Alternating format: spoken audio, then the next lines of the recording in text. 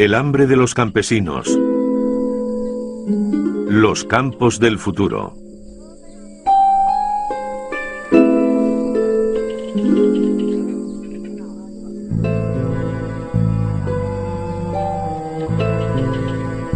Actualmente el 2% de los agricultores del planeta suministran la mitad de la producción agrícola mundial.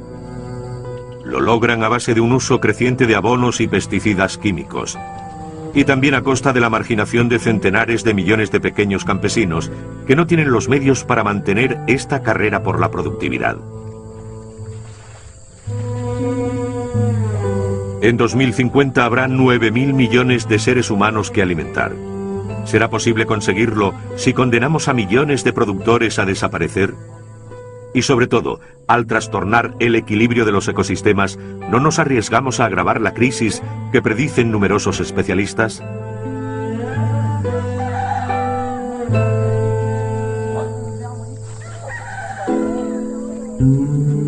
En Tam Va, en Vietnam, Nguyen Van Chien se dispone a plantar su segunda cosecha de arroz del año. Tía, ¿quieres que te eche una mano para sembrar? Empiezo por aquí. Como el 90% de los campesinos vietnamitas, Chien cultiva arroz. Además produce mandioca y té. También cría pollos, cerdos y bueyes que le permiten labrar su parcela. Podemos abonar en 10 días.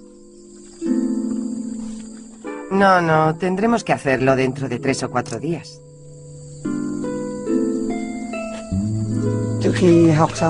Después de la escuela tuve que hacer el servicio militar y al volver del ejército, como provenía de una familia de campesinos, he continuado trabajando la tierra.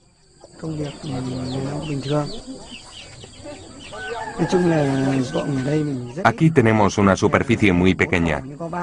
Solo tenemos 1000 metros cuadrados de arrozal para las 4 personas de nuestro hogar.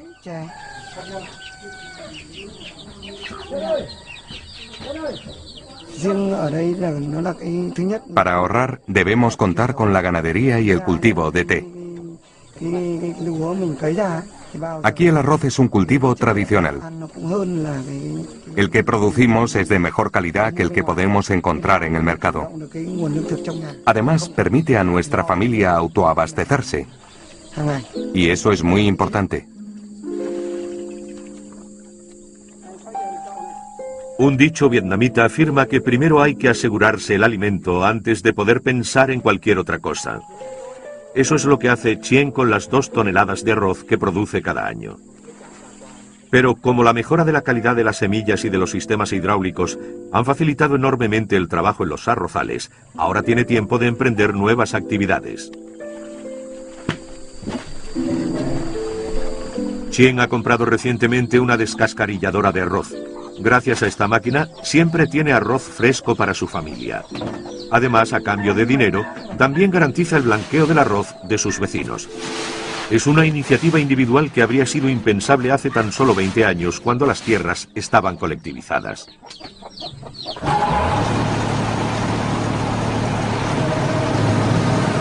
En esa época, los campesinos integrados en cooperativas debían producir para garantizar la autarquía de su provincia.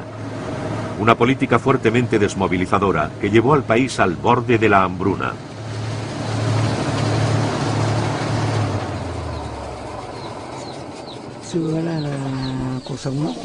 Antes la vida era muy difícil. Cuando volví del servicio militar, mi familia vivía en una casa muy rudimentaria. La vida ha mejorado mucho en los últimos años. Ha sido gracias a la política de apertura del Estado y a la política de concesión de tierras, que ha convertido al campesino en autónomo. El Estado solo aporta ayuda técnica y marca las políticas. Chien ha recibido 2.000 metros cuadrados que podrá cultivar durante 20 años, aunque no sea oficialmente el propietario. Está obligado a dedicar una parte de estas parcelas al arroz, pero en el resto puede cultivar lo que quiera. Y como las necesidades básicas de su familia están garantizadas, ha podido arriesgarse a cultivar productos destinados al mercado como el té. Mientras tanto, el Estado sigue subvencionando semillas, abonos, agua y electricidad, haciendo que los costes de producción sean muy competitivos. Gracias a esta política, Vietnam, hasta entonces importador, ha podido hacer frente a sus necesidades alimentarias y se ha convertido en solo unos años en exportador de productos agrícolas.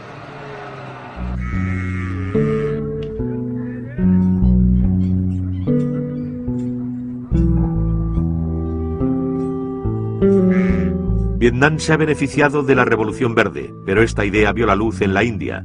Fue lanzada en 1958 y se basaba en la difusión de variedades de alto rendimiento, en la extensión del regadío y en la agroquímica.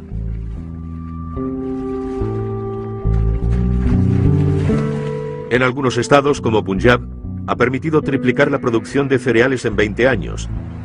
Pero actualmente ha levantado las iras de muchos campesinos, para quienes este milagro se ha convertido en una pesadilla. Me llamo Jarnal Singh y soy un pequeño agricultor. Vivo en Jajal. Jajal es un pequeño pueblo del Punjab, situado en la región de Talwandi, en el distrito de Bathinda. Aquí hay 3.200 habitantes, repartidos en unos 500 hogares. Todos los habitantes son pequeños agricultores. Tenemos entre 1 y 3 hectáreas por persona. Casi cada hogar tiene un tractor. Los hemos comprado con nuestro dinero. Tuvimos que venderlo todo para comprarlos, nuestro oro y nuestras joyas. Pero en estos momentos estamos pasando grandes apuros. Me costaría explicaros por qué. Como los otros aldeanos, Jarnal creyó en los milagros de la Revolución Verde.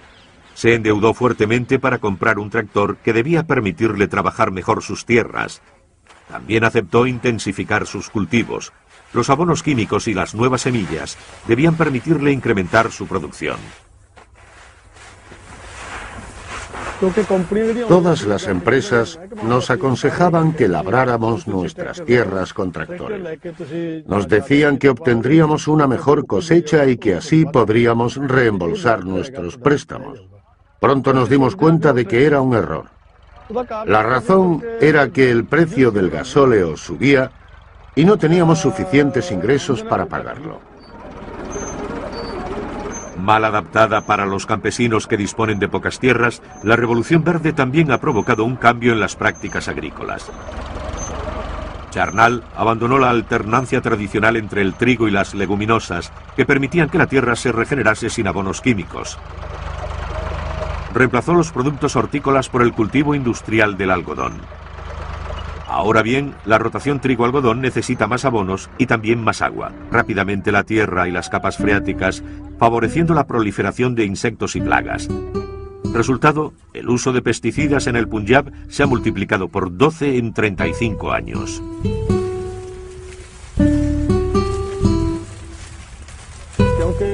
Cuando llegaron las empresas extranjeras y empezaron a distribuir sus productos, los vendían a precios muy bajos y poco a poco fueron aumentándolos. Gracias a ello las cosechas eran buenas y las empresas lanzaban cada vez más productos. Todos los beneficios que podía obtener un campesino los recuperaban las empresas y finalmente el campesino no ganaba nada. Además, los productos que proporcionaban a los campesinos eran muy malos para el medio ambiente. Han dañado completamente nuestro medio. Pero el agricultor no tenía más elección que continuar utilizando esos tratamientos. Comprábamos los pesticidas a crédito y pedíamos dinero prestado a los comerciantes para pagarlo. Cuantos más productos químicos utilizan, más necesitan aplicar para compensar el empobrecimiento de la tierra y mantener sus ingresos. Para pagarlos, los campesinos se endeudan con unos intereses muy elevados, mientras el precio que obtienen por sus cosechas se estanca e incluso disminuye. Si Yarnall gasta 100 en abonos y pesticidas y no gana más que 80 con su cosecha, es una ecuación mortal para él. Pero a corto plazo, hace las delicias de las industrias agroquímicas. El problema es que nosotros dependemos de la tierra que nos alimenta. Esta tierra es un organismo vivo, no es un sustrato al que hay que meterle abonos para producir. En el momento en que olvidamos esta noción de tierra viva, entramos en un proceso en el que la tierra, concebida como sustrato, lleva a trastornar todo su metabolismo y su funcionamiento con la aportación de abonos químicos dopantes que efectivamente aumentan la productividad. Pero no nos damos cuenta de que hay un balance económico positivo al lograr una mayor producción. Pero el balance ecológico es catastrófico. Es decir, que provoca menor calidad de los alimentos, el deterioro de la tierra, la pérdida de la biodiversidad y las aguas subterráneas contaminadas. Cuando hacemos un balance global, vemos que nos arriesgamos a que éste nos condene finalmente a tener muchos productos, pero a haber destruido lo que podríamos decir que es nuestra herramienta de producción.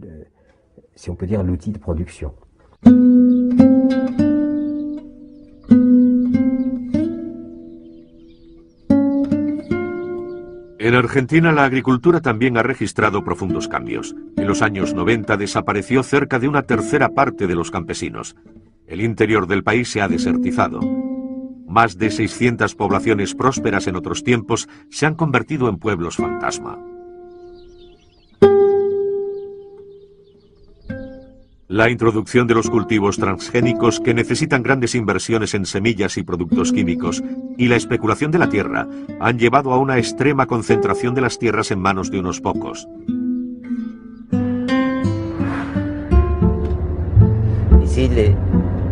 Los dos campos, situados a ambos lados de la carretera, son míos. Estos son campos de trigo. Jorge Herzrodek trabajó mucho tiempo como comerciante en el negocio de la lana. Invirtió en la tierra lo que ganaba y con 45 años decidió dedicarse exclusivamente a la agricultura.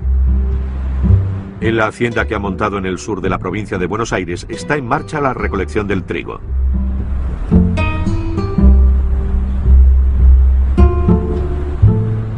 Aquí, esta es una extensión de 5.000 hectáreas, de las cuales se dedican 2.500 hectáreas a la ganadería y otras 2.500 hectáreas a la agricultura. Este año sembramos 1.300 hectáreas de trigo que estamos cosechando en este momento y tenemos otras 1.200 con un cultivo de soja que recién empieza. En lo que es la parte de agricultura de este campo, el modelo agrícola, la rotación es siempre trigo-soja. Y ahora me voy a bajar a abrir la tranquera. Jorge explota cerca de 1.500 veces la superficie cultivada por Yarnall en la India y 25.000 veces la trabajada por Chien en Vietnam.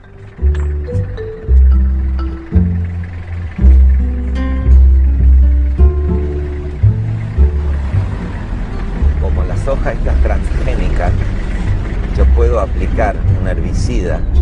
Esa es la gran ventaja que tiene la soja, que es transgénica, quiere decir que es resistente al glifosato. Entonces yo acá ya la próxima semana voy a esperar una lluvia más y voy a matar todos los yuyos que vos ves que no es soja.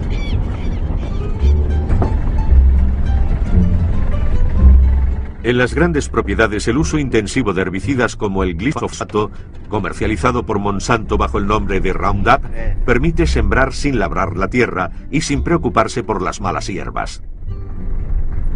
La ventaja principal de la siembra directa es la conservación del suelo por un lado y la conservación de la humedad. Al no dar vuelta a la tierra conserva mucho mejor la humedad. Lo que sí es que para hacer siembra directa, o digamos, la siembra directa es solamente posible con todos los productos químicos, porque se controla las malezas con glifosato, entre otros productos. Te reduce los costos de producción porque las labores son mucho menores. Vos acá sembrás por un lado y después pasás los herbicidas.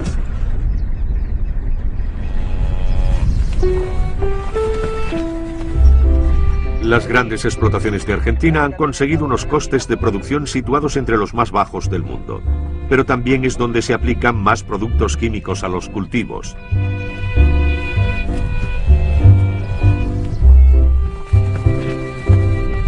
Sin embargo, Jorge, a diferencia de muchos otros grandes propietarios, continúa dedicando la mitad de sus tierras a la ganadería. Protege su capital alternando cada 5 años un ciclo de ganadería con uno de cultivo, ya que lo que extraen del suelo, el trigo o la soja, lo devuelven a continuación con sus excrementos sus 5.000 cabezas de ganado.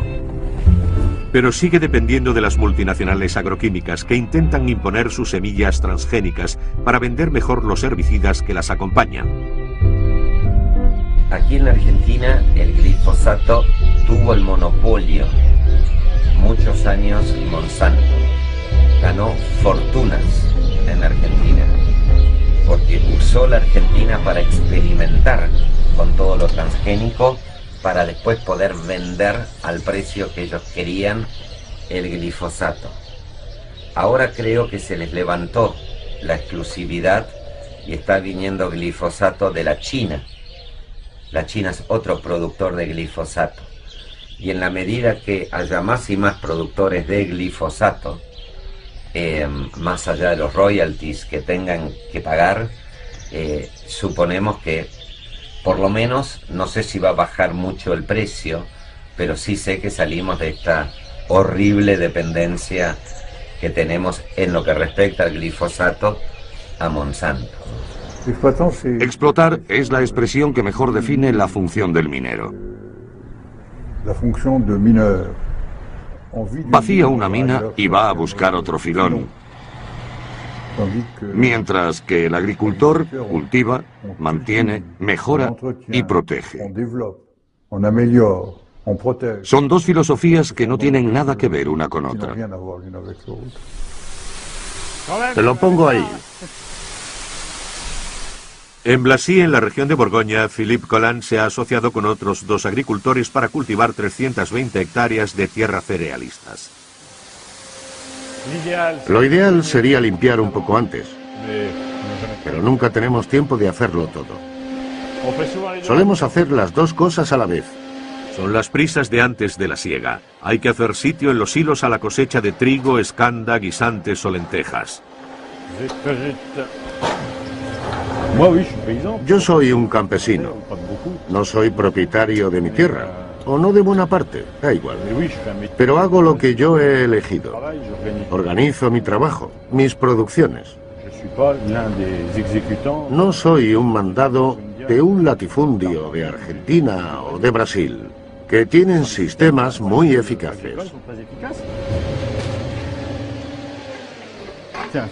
Ven a hacer contrapeso. Ponte en ese lado. ¿Vale? Ahora Philippe se dedica a la agricultura ecológica, pero durante años también creyó en los milagros de la agroquímica. La presión es difusa, pero permanente, ya que todos los sectores profesionales tienen un solo modo de producción, que podemos denominar el convencional. De hecho, este es un modo de producción completamente sometido a los proveedores de productos fitosanitarios, las semillas tratadas, los abonos y, por otro lado, a las cooperativas, que recuperan la mercancía de mala calidad y necesitan cada vez más volumen. Y en medio se encuentra el campesino, medio aplastado entre los 2 operadores que le dicen: hay que producir, hay que producir. Hay una especie de combinación categórica, independientemente de la rentabilidad de la operación. Acabé harto de manipular toneladas de productos de tratamiento y de haberme tragado alguno por los pocos medios de protección. Por todo ello, este sistema no me convenía para nada. No era lo que yo quería hacer en mi profesión cuando decidí instalarme aquí. Así que en 1998 me pasé a la agricultura ecológica.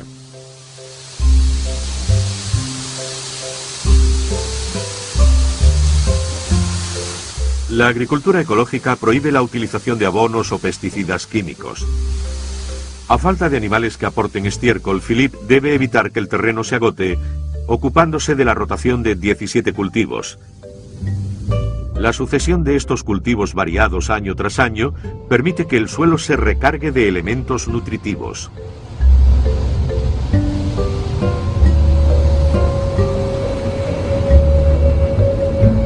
Normalmente no debería hacer eso. Pasa algo. ¿Has visto el indicador que se enciende? Pero ayer lo revisé todo y funcionaba. Se queda así permanentemente. Está claro que le falta el perno.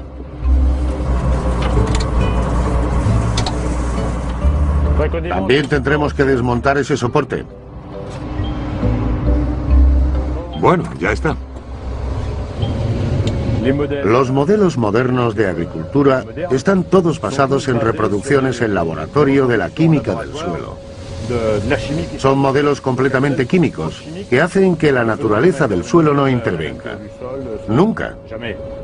Bueno, un poco, pero no sabemos calcular los millones de animales, bacterias e insectos que hay en el suelo y que viven en simbiosis con las raíces.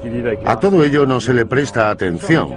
Hay cosas apasionantes a investigar en la agricultura ecológica, pero eso no interesa a nadie porque no da beneficios.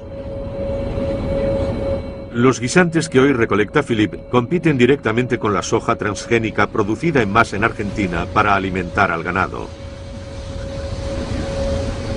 Este, por ejemplo, es un cultivo interesante, pero cada vez se abandona más, porque comporta muchas obligaciones y porque Europa ha tomado la decisión de depender de las Américas en materia de producción de proteínas vegetales. Así que ahora el cultivo de guisantes no es muy lucrativo para un campesino, pero es un cultivo indispensable para nuestro sistema biológico, ya que deja una parte de nitrógeno en el suelo para el trigo que se cultivará el año siguiente. Así que debemos cuestionarnos la coherencia del sistema mucho más que si pudiésemos recurrir de forma masiva a los productos químicos o a los abonos nitrogenados. Sin embargo, en Europa se ha dado prioridad a este segundo modelo. Poco a poco, los suelos están perdiendo su estructura y son cada vez más estériles. El campesino que utiliza pesticidas sin darse ni cuenta del perjuicio es el que sufre muchos daños humanos debido a ellos en el tercer mundo, como sucedió en Europa, cuando utilizaban esos pesticidas sin controlarlos. Este es un desastre ecológico, humano, social y económico a la vez. Actualmente el campesinado está sufriendo y se hunde a todos los niveles. Un estudio realizado en el estado de Punjab ha revelado que el 90% de los campesinos debían obtener un préstamo cada año para poder replantar. En la India, los comerciantes de pesticidas y abonos suelen ser también los que prestan el dinero y los que compran la cosecha para las industrias. Por lo tanto, tienen un gran interés en hacer que el cultivador consuma productos químicos y en dejar que se endeude con el fin de presionarlo para adquirir su cosecha al mejor precio. A este ciclo infernal también se le atribuyen los miles de casos de suicidio que se han dado en el Punjab en estos últimos años.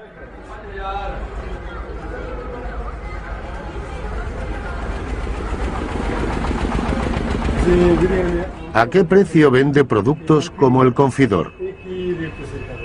Nosotros lo vendemos a 14 euros el litro, pero con otra marca. Hace más de 35 años que estamos en el negocio de los abonos y pesticidas. El 50% de los campesinos lo pagan en efectivo y el resto lo hace a crédito. El dinero nos lo reembolsan vendiendo su cosecha. Cada vez que sale un producto nuevo, viene un comercial especial a explicarnos cómo se debe utilizar y después informamos a los campesinos. Convocan reuniones en los mercados y hacen demostraciones a los campesinos que después podrán informar a sus colegas. Oficialmente son para explicar a los campesinos las precauciones a tomar para su utilización, pero de hecho se trata de promocionar las últimas novedades. Si mezclas los productos, ¿bastarán para toda la semana? Sí, además ya hicimos un tratamiento la semana pasada. Cuando este producto no existía, ¿había que rociar los campos cada día? Sí, todos los días, mañana y tarde. Es un producto sofisticado y muy concentrado. Pero los comerciales de las empresas nos dicen que no repercutirá en nuestra salud. Pero el campesino es consciente de que el veneno que permanece en las plantas durante unos 15 días también penetrará en su cuerpo.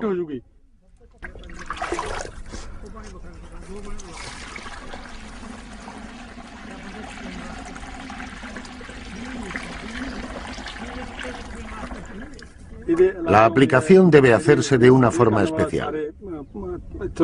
El gobierno y los centros de agricultura deben suministrar las protecciones, pero nunca llegan hasta los agricultores.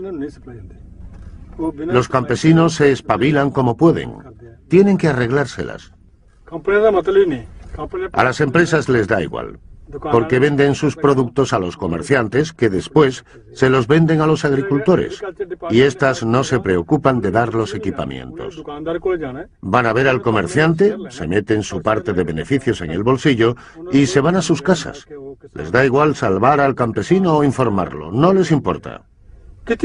Sin embargo, por pura formalidad, de vez en cuando reúnen a 2 o 3 campesinos y les explican más o menos lo que hay que hacer para protegerse. Pero eso solo ocurre de vez en cuando.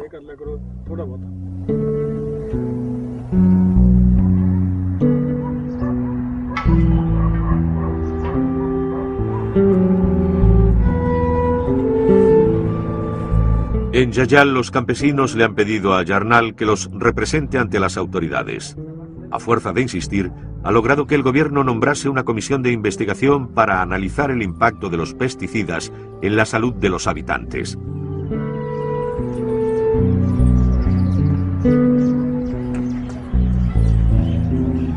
Llegaron al pueblo unos epidemiólogos y certificaron 26 defunciones por cáncer solamente entre los años 2002 y 2004, una tasa de un 50% superior a la observada en una zona de referencia en la que el consumo de pesticidas era de 0,30 litros por hectárea, mientras que en Yayal era de 11 litros.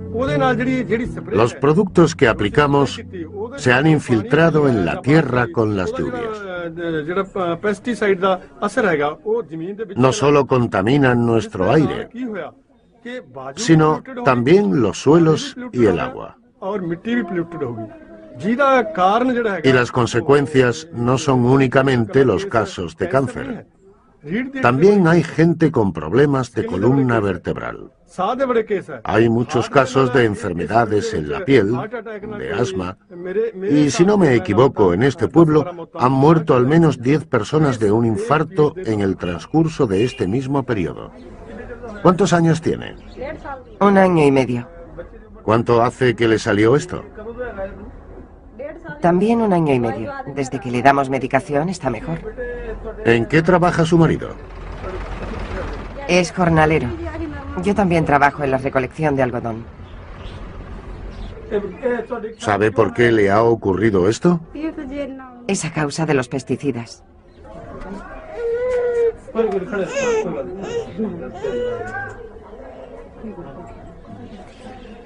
¿Cuántos años tiene su hijo? Tiene 2 años. ¿Nació así? Sí, ¿Y nació en casa? sí. ¿Qué os han dicho los médicos al respecto? Nos han dicho que tiene cáncer. Es la primera vez que veo un caso de cáncer así en nuestro pueblo. Por lo que sé, nunca se habían dado casos de cáncer en los niños. Incluso cuando fui a Delhi, me confirmaron que aquí no había habido ningún caso de entre ellos. Mirad toda la gente que está enferma. No han recibido ayuda alguna, nada. Y hay que destacar que la gente que está enferma, e incluso la que finalmente murió, se ha gastado miles de rupias en tratamientos. Lo han perdido todo, pero el gobierno no les ha ayudado para nada. A pesar de las conclusiones de la investigación, las autoridades se niegan a reconocer la responsabilidad de los pesticidas y prefieren atribuirlo a factores como el consumo de alcohol o de tabaco. Pero en el dispensario en el que tratan a los aldeanos, el doctor Tej Ram Garg culpa a la contaminación. Un estudio mostró que en el agua que beben los habitantes se encuentran restos de pesticidas muy superiores a los límites fijados por la Organización Mundial de la Salud. Son conscientes de los problemas, pero creo que las obligaciones económicas son las que les empujan a hacer uso de pesticidas y abonos de forma prolongada, para obtener buenos rendimientos. Así que creo que el agua es la causa. Lentamente ellos absorben dosis cada vez más elevadas de pesticidas en su cuerpo y esto provoca cambios, que en términos médicos podríamos definir como mutaciones celulares. Sin duda provoca unos efectos. Eso significa que las sustancias que aplicas a la tierra, después te las encuentras en tu cuerpo, y resulta que estas son perjudiciales fisiológicamente. En mis conferencias le digo a la gente que actualmente hay tantas sustancias nocivas en los alimentos, visibles e invisibles, que cuando nos sentamos a la mesa, en vez de desearnos buen provecho, deberíamos desearnos buena suerte, ya que no sabemos qué estamos ingiriendo. En Francia, los consumidores se preguntan cada vez más por lo que ponen en sus platos. El creciente éxito de los productos ecológicos lo demuestra. El mercado crece cerca de un 10% al año desde 1999. Sin embargo, la agricultura ecológica sigue siendo una elección arriesgada, porque el rendimiento es mucho más irregular que el de la agricultura convencional, que utiliza abonos y pesticidas químicos. En cuanto al mercado de los productos ecológicos, también está sometido a la presión de las industrias agroalimentarias, que han detectado el gran negocio. Hoy Philippe trae su trigo a la cooperativa para comprobar su contenido en proteínas. Cuanto más elevado sea, mejor precio obtendrá. ¿Qué tal? Hola, Jean-Marie. ¿Qué hay de tu trigo? ¿De mi trigo? Este año no vamos a dejar mal a tus hilos. ¿Pero de calidad es bueno? No sé. Puede que 8 o menos. 9,5, 9,9. ¿De qué variedades? Esta no lo sé. Atlas. Atlas. De hecho, son nuevas variedades. No solemos tener mucha perspectiva.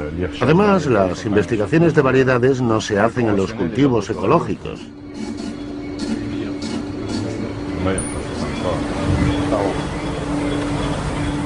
Vamos a echar un vistazo a la torre. El precio de lo ecológico es mucho más elevado, porque la productividad es mucho más baja, sobre todo en cereales, y además no tenemos asistencia técnica. Los circuitos de distribución son mucho más largos y trabajamos con pequeñas cantidades. Estas son algunas de las razones que motivan la diferencia de precios entre lo ecológico y lo convencional. Carrefour, por ejemplo, está haciendo su agosto con ellos. Así que actúan con los pequeños agricultores de productos ecológicos como con los otros. Rebaja tus precios o vamos a encontrarlo más barato en otra parte. Y así lo hacen. Hay un montón de países que son capaces de producir más barato que en Europa. Es curioso, hay un montón de gente que tiene vértigo. Menos el jefe, que no puede decirlo. Si nos fijamos en dos países vecinos como Francia e Italia, podemos constatar que han generado sistemas agrícolas y modos de consumo completamente diferentes. Los italianos han desarrollado ampliamente la agricultura ecológica y los consumidores italianos también están mucho más ligados a la idea de producto de calidad y están dispuestos a pagar, porque en Italia los alimentos son más bien caros. Esta es su elección política. Francia ha hecho una elección totalmente distinta, la de centrarse en seguir la ideología que prevalecía en los años 70, cuando el presidente de la República de la época dijo que la agricultura debía ser el petróleo verde de Francia. No hay que olvidarse de esta declaración, ya que ha condicionado todo el desarrollo y la concentración de la agricultura francesa entre los años 70 y hoy. Los italianos han elegido caminos radicalmente diferentes, pero también han mantenido a más gente en el campo, mientras que en Francia todo el mundo se ha trasladado.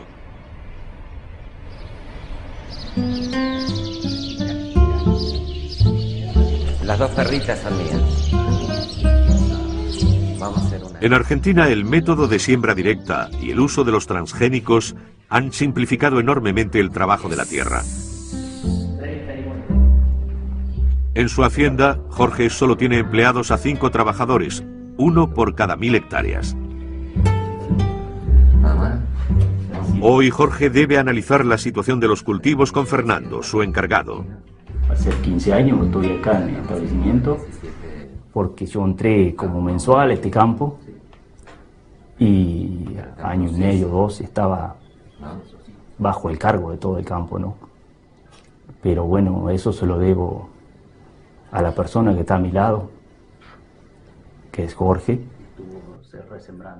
Los salarios relativamente no son muy altos, pero bueno, todo en general los campos siempre dan un sueldo aparte. Más allá del sueldo de lo que ganan acá, lo que trabajan en el campo, tienen también pago casa, comida, luz, gas, no pagan impuestos municipales, es decir, la mayoría de la gente tiene todo lo que necesita pago.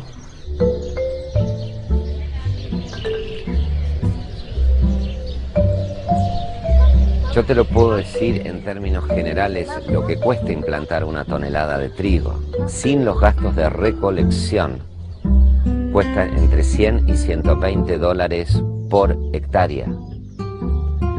Ahora, dentro de ese costo de producción, como siempre, y lamentablemente, el costo más chico es la mano de obra. Los costos de laboreo en un país como la Argentina, donde el gasoil no es caro, representa entre el 10 y el 15% del costo de implantación de un cultivo. Y la mano de obra representa aproximadamente un 5%.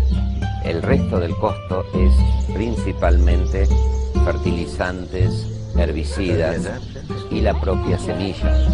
No, basta de ensuciarme. Está celoso. Está celoso del cordero. Estos magros salarios de 3 o 4 euros al día explican los bajos precios a los que los grandes propietarios pueden vender sus producciones, que aún así se mantienen rentables, ya que compensan los bajos precios de la tonelada con las enormes cantidades obtenidas. Pero para las pequeñas explotaciones que no pueden contar con los mismos volúmenes, esos precios son terribles. Actualmente en Argentina es imposible salir adelante con menos de 600 hectáreas. Obligados a vender sus tierras, algunos pequeños campesinos, los tanteros, se agrupan para comprar maquinaria agrícola. Junto a la carretera esperan que un patrón venga a alquilar sus servicios. Hoy la agricultura va a estar en manos de... Para quienes invierten en la tierra ya no es necesario contar con los conocimientos de un campesino o movilizar capital en maquinaria. Los tanteros pueden encargarse de todo. Hoy en Argentina ya se ve grandes grupos inversionistas que hace 10 años atrás pudieron haber participado en la privatización de la empresa telefónica o la empresa de electricidad. Esos mismos grupos hoy están comprando tierra o invirtiendo a través de alquileres para producir tanto productos agrícolas como productos ganaderos. Al invertir en superficies cada vez más grandes, utilizando una mano de obra campesina que ya no vive de sus tierras, las grandes explotaciones provocan la bajada de las cotizaciones mundiales. También contribuyen a incrementar los enormes beneficios de las multinacionales agroalimentarias. pero amenazan los ingresos de millones de pequeños campesinos. Actualmente vemos cómo crecen las explotaciones de varios miles de hectáreas en las que se trabaja continuamente y donde se produce en gran cantidad a precios relativamente bajos. Basándonos en esto, que es la tendencia que hay en Francia desde hace 40 años, podríamos imaginar un mundo que sería capaz de producir suficientes alimentos, o casi, con 3 o 4 millones de explotaciones. La pregunta es, ¿qué hacemos con los 3.000 millones de campesinos? En Argentina, como en numerosos países, los pequeños campesinos engrosan la población pobre de las ciudades. Pero las repercusiones de esta agricultura sin campesinos no acaban aquí. Los fondos especulativos que se lanzan a la agricultura exigen una rápida rentabilidad de la inversión. No dudan en agotar los suelos en unos años y se van un poco más lejos a explotar otro filón. La agricultura no puede ser restringida a una idea de mercancía, porque hay una gran cantidad de gente que depende de ella para sobrevivir. Cerca de la mitad de la población activa depende de la agricultura. La agricultura solo vive de los recursos naturales, así que está directamente ligada a la tierra, al agua, a las semillas, a la biodiversidad. Este aspecto de la gestión del medio ambiente es esencial en la actividad agrícola, y los mercados no pueden responder a eso, a una buena gestión de los recursos naturales.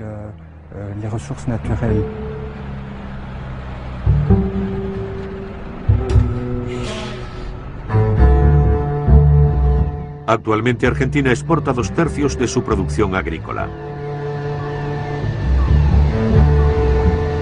Y mientras en los puertos del país los barcos continúan transportando soja y trigo a otros países donde se encuentra la clientela solvente, una parte de la población ya no tiene para comer.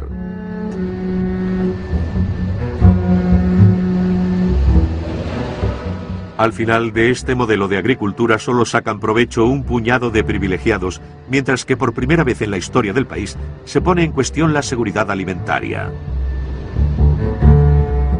La agricultura industrial suele estar orientada hacia los mercados exteriores. Ocupa muchas tierras. Está fuertemente mecanizada. Realmente no tiene un impacto en términos sociales, de trabajo o de medio ambiente. Hasta nuestros días no nos hemos convencido del impacto positivo que este tipo de agricultura ha tenido sobre el medio ambiente. Más bien al contrario. En cambio, la agricultura familiar predominante ya no es una agricultura ideal, pero siempre ha demostrado que es capaz de adaptarse a circunstancias muy diversas. En Tam Va, Vietnam, los pequeños agricultores han sabido adaptarse a las posibilidades que les ofrecía la reciente apertura económica del país. Algunos también se han puesto a producir para los mercados locales e incluso internacionales, pero han sabido limitar el riesgo diversificando sus actividades y manteniendo un equilibrio entre producción para sobrevivir y producción con vocación comercial. Cabe destacar que han puesto en marcha un sistema que les permite explotar las débiles superficies de las que disponen sin agotar sus recursos. Las hojas de mandioca que Chien cultiva sirven para alimentar a los peces de su estanque. Los tubérculos de la planta alimentan a los cerdos, que a su vez proporcionan el abono para los arrozales y los campos de té. Mirad, están comiendo. Para nosotros, la cría porcina y bovina es un medio de mejorar nuestro nivel de vida. Los cultivos secos y la piscicultura son más bien para nuestra alimentación. Pero la cría de cerdos es la que realmente nos permite ganar el dinero necesario para comprar los bienes de consumo de la familia.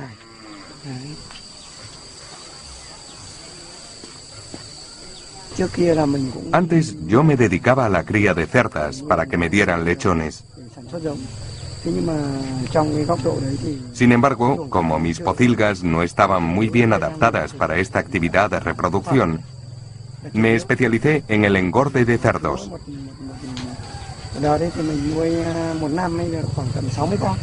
Ahora, cada año, produzco unos 60 cerdos.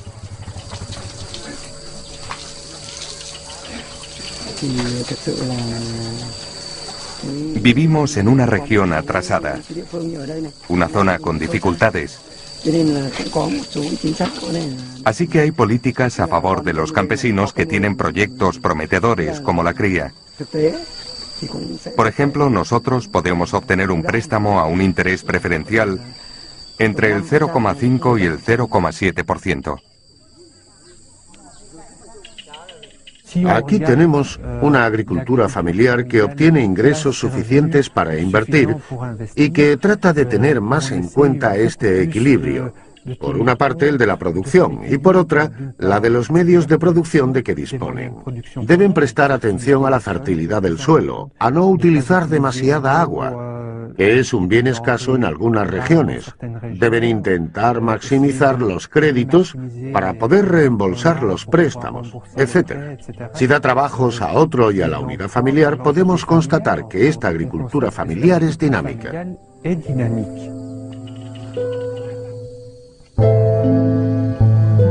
En Vietnam, la agricultura representa el 25% del PIB del país, pero emplea a más del 60% de la población activa. El desafío que representa mantener a tan numerosa población en el campo es enorme.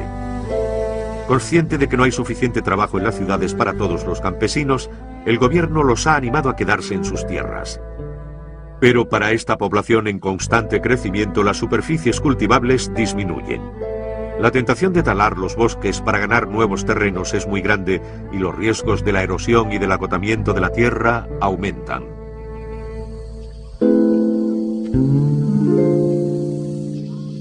En Tambá, los campesinos como Chien parecen haber entendido el alcance del peligro. Respaldados por los agrónomos del programa Río Rojo y una ONG francesa, el Grupo de Investigación e Intercambio Tecnológico, experimentan con nuevas técnicas que concilian la protección del medio ambiente y la mejora de la producción.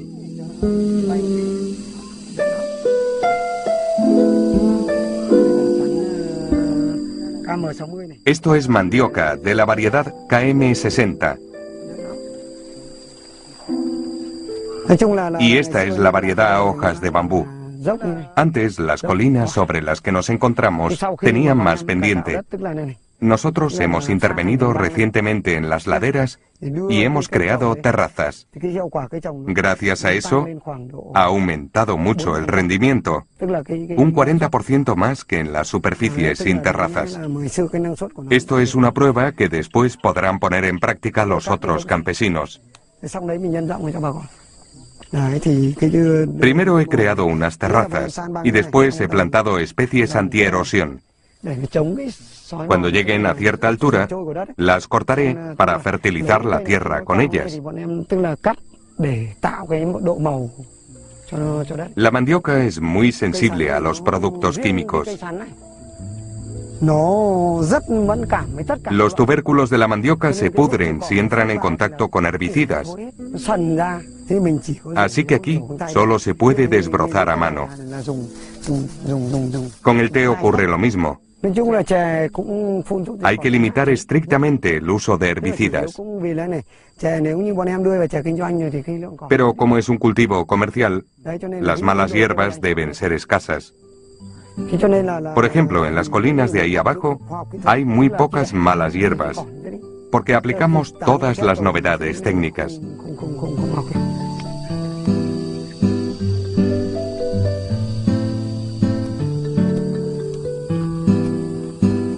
El ejemplo vietnamita muestra que un gran número de pequeños campesinos pueden vivir con poca tierra y también que la agricultura familiar no se asocia con el inmovilismo y puede ser innovadora.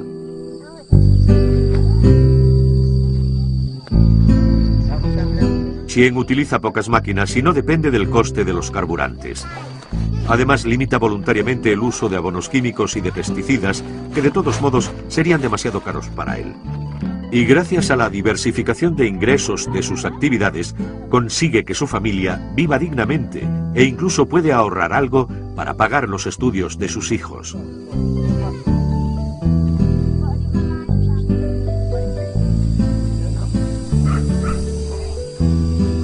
El modelo de agricultura que él practica, la agrosilvicultura, interesa cada vez más a los especialistas, ya que permitiría duplicar sin consecuencias negativas los rendimientos en los países del sur, donde la necesidad de alimentos será más apremiante.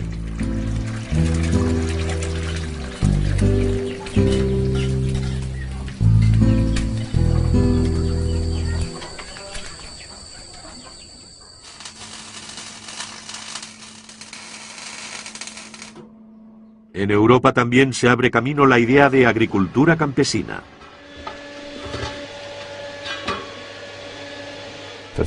El problema de la agricultura convencional es que actualmente está tan sometida a los costes energéticos que el día que el precio del petróleo se duplique o triplique, lo que es muy probable, sus costos serán algo excesivos. Mientras tanto, la agricultura ecológica, que en cuanto a energía solamente utiliza la mecánica para mover los tractores, conseguirá superar la crisis de la energía con menos dificultades, porque nosotros consumimos cerca de 1/4 parte de la energía que gasta la agricultura convencional en forma de abonos, productos de tratamiento, transportes de mercancía y así sucesivamente. El segundo aspecto, evidentemente, es que la agricultura convencional lleva menos de 50 años al nivel de intensificación actual. Y los problemas medioambientales, ecológicos, de biodiversidad y de parasitismo creciente empiezan a preocupar incluso entre la comunidad científica, que pensaba que siempre tendría una solución para cada problema. Para mí, la agricultura ecológica es la única de futuro, al menos es la que se practica mayoritariamente en el planeta en términos de superficie. Los especialistas estiman que el uso intensivo de productos químicos no permitirá aumentar más los rendimientos, y además que ha contribuido a la desaparición de millones de hectáreas de tierras cultivables en la India, Argentina u otros lugares. Para proporcionar una alimentación abundante y de calidad al planeta, será necesario explotar de forma sostenible todas las superficies cultivables. La agricultura campesina parece ofrecer una auténtica solución, pero eso implica convertir en prioridad el derecho de los pueblos a alimentarse y no dejar que solo el mercado dicte su ley. ¿Nuestros responsables políticos y económicos estarán dispuestos a tomar esa decisión?